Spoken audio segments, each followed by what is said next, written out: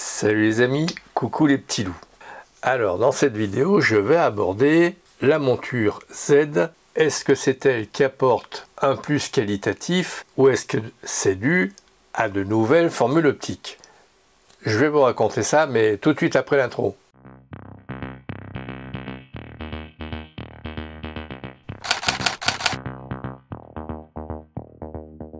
Alors, je voulais savoir si oui ou fut j'avais raison de penser que le surplus qualitatif était apporté par la monture plus large qui laisse rentrer plus de lumière, ou soit à des formules optiques d'une nouvelle génération. Donc, quoi de mieux que d'acheter une optique d'un opticien indépendant comme cet artisan pour savoir de quoi il en retourne. J'ai donc commandé un 35 mm à f0,95. Le prix 269 €.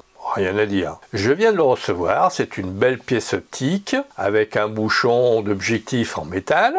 La platine est également métallique. J'avais raison d'avoir mal dormi, impatient que j'étais de recevoir cette optique et de pouvoir l'essayer. D'autant que 35 mm à 0,95 pour 269 €, que le 50 mm Noct f0,95 de chez Nikon pèse entre 8 à 9 000 € selon les enseignes. Alors honnêtement, c'est un objectif à ne pas mettre dans toutes les mains.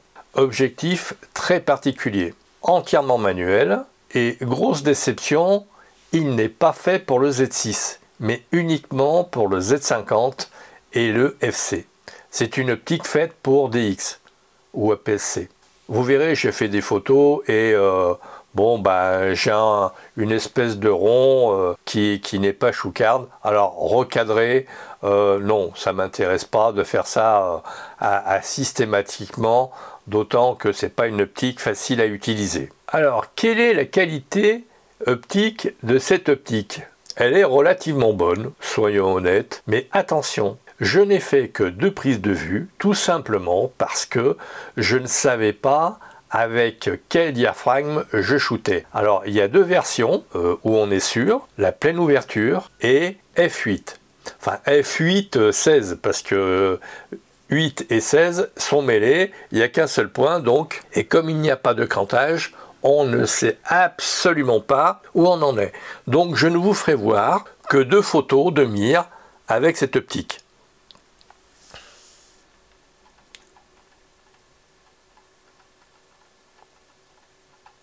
Donc de plus, comme je vous le disais, ce n'est pas une optique à mettre dans toutes les mains, surtout pour les nouveaux pratiquants. On ne peut pas faire du run and gun, c'est-à-dire on allume le boîtier, on fait des photos. Pas du tout. Pour faire la mise au point, il faut céder du focus picking et pour l'exposition, il faut céder de l'histogramme. Très honnêtement, je me suis fait l'impression d'un contrôleur qui surveille ses écrans pour savoir ce qui se passe. Le plaisir photo, absent, très clairement. Je voulais faire des photos, des petites bébêtes qui volent sur mes fleurs. Il n'y a pas eu moyen. Hier, honnêtement, non.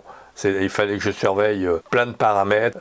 Ça m'a dégoûté de le faire. Tout cela est bien dommage parce que c'est une belle optique avec 12 lamelles pour le diaphragme. Donc on a un diaphragme qui est bien rond, on doit faire de superbes photos avec un très beau bokeh. Le problème, c'est que pour faire des photos avec ce genre d'objectif, c'est pas du run and gun, hein, malheureusement. Il faut prendre son temps. Alors je sais bien que le plaisir photo, c'est de aussi prendre son temps quand on fait ses photos.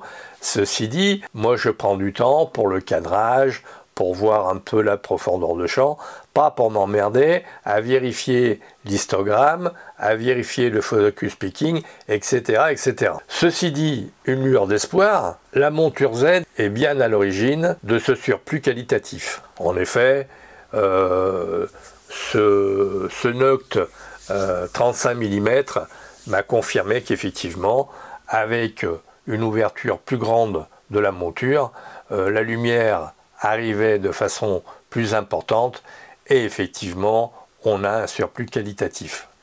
Petit additif, d'ailleurs quand vous regardez les optiques Lumix, Canon, Sony, elles ont toutes la même tête.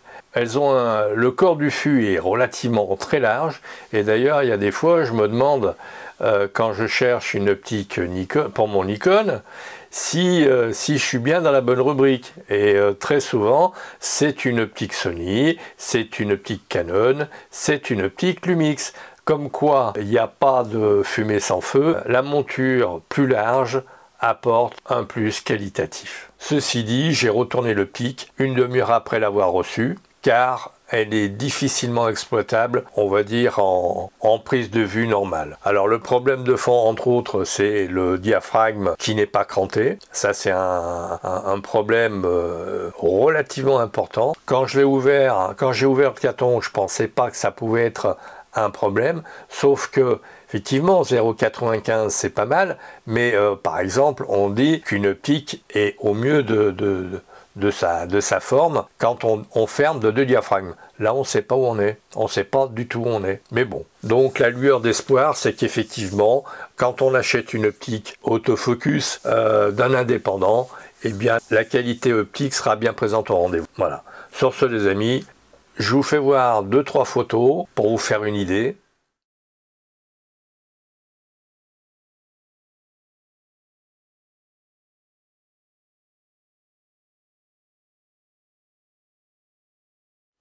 Et puis, merci pour votre écoute et à très vite.